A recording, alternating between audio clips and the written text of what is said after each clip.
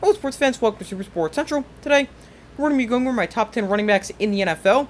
And just so you guys know, this is how good I think the running backs are right now, not how good of a season I think they will have. But kicking things off at number 10, we've got Travis Etienne. So Etienne is entering his third NFL season, but it seems like his second year because he missed all of his rookie season with a foot injury. But Travis Etienne had a breakout year last year, rushing for 1,125 yards and 5 touchdowns, averaging 5.1 yards a carry. And he wasn't even the full-time running back for the Jaguars for about half the season because he was splitting with James Robinson before James Robinson got traded to the Jets. But Travis Etienne, one of the best, most explosive young running backs in the NFL, he checks in at number 10. Number 9 is Tony Pollard. So he had a big breakout year for the Cowboys after he finally got the opportunity to be their lead back. Pollard finished the season with 1,007 rushing yards and 9 rushing touchdowns and averaging 5.2 yards a carry. Now, Tony Pollard gets another opportunity to be the Cowboys' number 1 back this year, and he doesn't even have to split goal line work with Zeke, because obviously Zeke's not there anymore. But I think another big season is ahead for Tony Pollard, but after a career best year for Tony Pollard, I've got him at number 9. 8 is Aaron Jones, so he's one of the more underrated running backs in the NFL.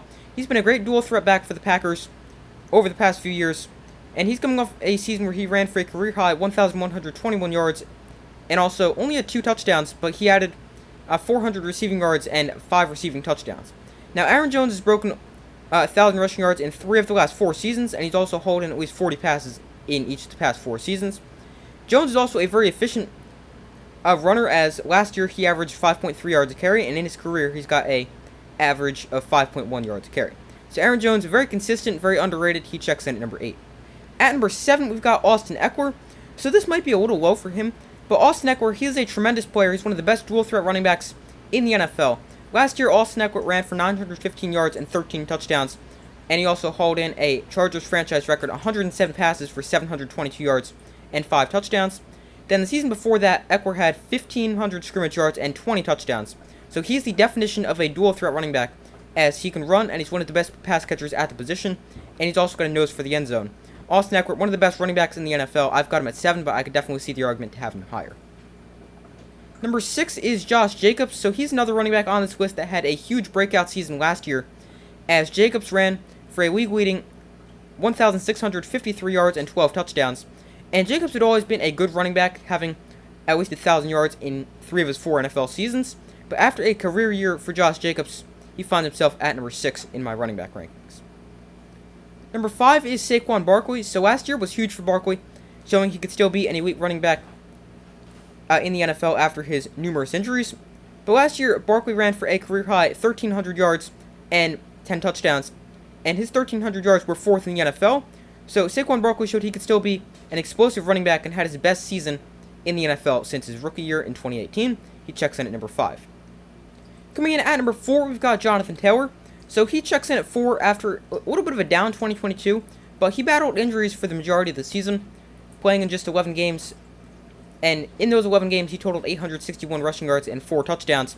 But he is this high at number 4 because in the previous 2 seasons he was great as well, over 1,000 yards in both of those seasons and double-digit touchdowns in both those as well. So despite a down year for Jonathan Taylor, you wouldn't even really consider it a down year because it's not his fault he battled injuries the whole year. But Jonathan Taylor is still one of the best running backs in the NFL. He checks in at 4. Number 3 is Derrick Henry.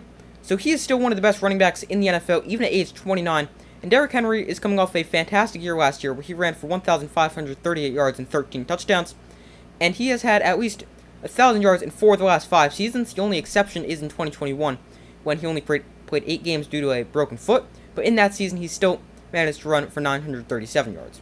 Now, Derrick Henry is also a touchdown machine, as he has 5 straight seasons with at least 10 touchdowns. So number 3 might be a little low for Derrick Henry, but he is easily a top 3 running back in the NFL. He's one of the best pure runners in the NFL and is extremely consistent at the running back position. He checks in at 3. Number 2 is Christian McCaffrey. So McCaffrey had a big season last year, both numbers-wise and showing that he can stay healthy. So McCaffrey had 1,139 rushing yards and 8 rushing touchdowns, plus he also had 741 receiving yards and 5 receiving touchdowns. So McCaffrey, when healthy, is one of the best offensive weapons in the NFL, because in his 3 healthy seasons, he's always had 1,000 rushing yards and at least 700 receiving yards as well.